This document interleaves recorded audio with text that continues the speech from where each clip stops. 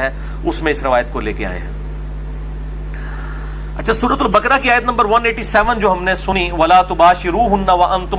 وَأَنْتُمْ عَاكِفُونَ فِي الْمَسَاجِدِ، اپنی بیویوں کے ساتھ ازدواجی تعلق قائم نہ کرو جبکہ تم مسجد میں اعتکاف میں ہو. اس کے اندر یہ اشارہ ہے کہ عورتیں بھی مسجد میں اعتکاف بیٹھ سکتی ہیں، اور سنت بھی ہے، احادیث بھی آ جائیں گی آگے.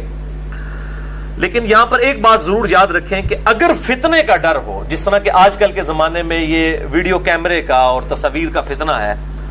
اور عین ممکن ہے کہ ایسی عورتیں جو بیچاری عوام کے سامنے کبھی بھی بے پردہ نہیں آتی، ان کی ویڈیوز بنا کے کوئی بد دیانت خاتون جو ہے وہ نیٹ کے اوپر چڑھا دیں، عین ممکن، آج کل تو کچھ بھی ہو سکتا ہے. لہذا اس دور کے اندر میں نہیں سمجھتا کہ جب تک مکمل تحقیق نہ کر لی جائے اس وقت تک کسی عورت کو مسجد میں اعتکاف بٹھایا جائے، کیونکہ حالات و واقعات فیوریبل نہیں ہیں. آج کل تو خفیہ کیمرے لگے ہوئے ہیں، ہوٹلوں کے اندر لگے ہوئے ہیں، اور میاں بیوی جو ہے وہ ہنی مون منانے کے لیے چلے جاتے ہیں ہوٹلوں میں، اور بعد میں جناب ان کی ویڈیوز جو ہیں وہ نیٹ کے اوپر چڑھی ہوتی ہیں، کیونکہ بالکل چھوٹے چھوٹے کیمرے آ گئے ہیں. وہ کبھی لائٹس کے اندر، کبھی کسی آپ سمجھ لیں شو پیس کے اندر وہ چھپا کے لگا دیتے ہیں، اور یہی کام مسجدوں کے اندر بھی ہو سکتا ہے. یہ کوئی یعنی آپ سمجھ لیں ناممکنات میں سے نہیں ہے. تو اس لیے میں تو بالکل اس چیز کو انڈورس نہیں کروں گا، اور میری سپورٹ میں وہ حدیث ہے جو بخاری اور مسلم دونوں میں موجود ہے. اما عائشہ رضی اللہ تعالی عنہا وسلام اللہ علیہا کہتی ہیں کہ اگر نبی علیہ السلام میرے زمانے کی عورتوں کو دیکھ لیتے تو ان پر مسجد میں جانے پہ بھی پابندی لگا دیتے. یہ اما عائشہ اپنے زمانے کے بارے میں کہہ رہی ہیں حضور کی وفات کے بعد. بخاری اور مسلم دونوں میں یہ حدیث موجود ہے.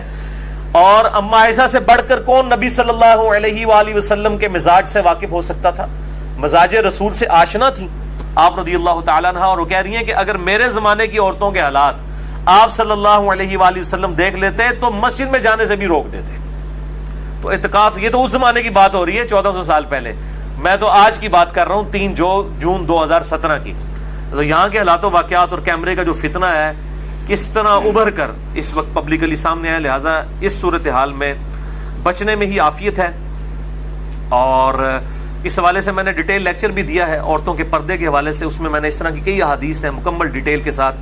ان کے انٹرنیشنل نمبر بھی احادیث کے بتائے ہیں، مثلا نمبر 161B عورتوں کے پردے سے ریلیٹڈ احکامات کے اوپر. لہٰذا میں اجتہاداً یہ سمجھتا ہوں کہ آج کے دور کے اندر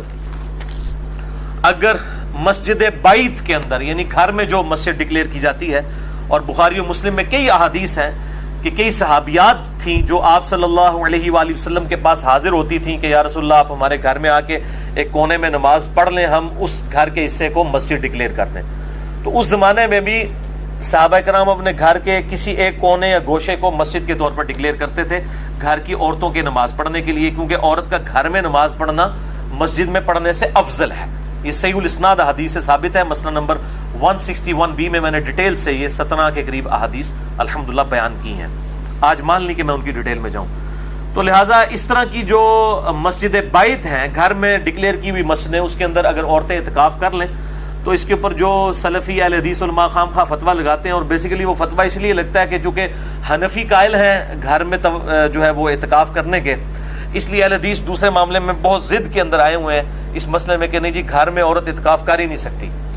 یہ تو ایک نفلی عبادت ہے، نہ بھی کرے تو خیر ہے، مطلب انہیں گھر میں نہیں کرنے دینا. تو اب جب مسجد کے اندر حالات و واقعات ایسے نہیں ہیں، اور نبی علیہ السلام نے عورتوں کو ترغیب دلائی ہے کہ وہ گھروں کے اندر نماز پڑھیں، اور بخاری مسلم میں حدیث ہے مردوں کے لیے بھی فرض کے علاوہ نفلی نماز جو ہے وہ گھر میں پڑھنا افضل ہے. تو گھر میں تو مسجد بیت ہونی چاہیے، اس کے اندر اگر عورتیں اعتکاف کر لیتی ہیں تو میرا خیال ہے اس میں کوئی حرج نہیں ہے. بلکہ میں تو اس سے بھی ایک سٹیپ آگے جاؤں گا کہ جو میرے جیسے مرد ہیں جن کے لیے مسجد میں اعتکاف کرنا مشکل ہے، یعنی میں کسی مسجد میں چلا جاؤں تو میرے لیے بہت بڑا فتنہ بن جاتا ہے. اتنے لوگ ملنے کے لیے آ جاتے ہیں اور ملاقاتوں کا سلسلہ شروع ہو جاتا ہے، حتیٰ کہ مسجد کمیٹی اور مسجد کی جو انتظامیہ اور مسجد کے جو امام اور خطباء حضرات وہ خام خواہ میرے خلاف ہو جاتے ہیں. یہ تو اللہ تعالیٰ کسی کے دل میں کسی کی محبت ڈال دینا. یعنی میں کہیں پہ بھی چلا جاؤں پورے پاکستان کے اندر جہاں پہ بھی انٹرنیٹ ہے تو لوگ جانتے ہوتے ہیں الحمدللہ. لہٰذا میں تو اب کئی سال ہو گئے کہ میں تو اعتکاف کی ایک سنت سے ہی محروم ہو چکا ہوں. حالانکہ میں الحمدللہ کوئی سال نہیں جانے دیتا تھا. 1996 سے لے کے 2008 تک میں مسلسل اعتکاف بیٹھتا تھا. لیکن اس کے بعد جب سے یہ پبلک فگر بننے والا مسئلہ شروع ہوا اور دعوت و تبلیغ سے یہ کام پھیلنا شروع ہوا، اب تو یہ حالت ہے میں اعتکاف میں کسی کو ملنے کے لیے چلا جاؤں تو مسجد کی انتظامیہ میں جو ہے نا وہ کھلبلی مچ جاتی ہے، اتنے لوگ آ جاتے ہیں ملنے کے لیے، یعنی پھر تو کوئی خطیب سے تو مسئلہ پوچھتے ہی نہیں، سارے لوگ میرے پاس آ جاتے ہیں، بلکہ میرے لیے تو بڑا مشکل ہو گیا، کسی اڈے کے اوپر چلا جاؤں، پبلک ٹرانسپورٹ میں یہ سفر کرتا ہوں، اپنے پاس تو ایک موٹر بائک ہے میرے پاس صرف، تو مطلب بڑا مشکل ہو جاتا ہے میرے لیے مینج کرنا، اور پھر مسجد میں 10 دن کے لیے کہیں بیٹھ جاؤں تو یہ تو مولوی میرا جو ہے کچھ عمر نکال کے تو وہاں سے تو میرا جو ہے وہ جنازہ ہی اٹھے گا، تو بڑا مشکل ہو گیا۔ تو اس طرح کے مرد جن کے لیے اس طرح کی صورتحال بن جائے وہ بھی پھر گھروں کے اندر ہی اعتکاف کریں، اگر انہوں نے اصل مقصد تو یہ ہے کہ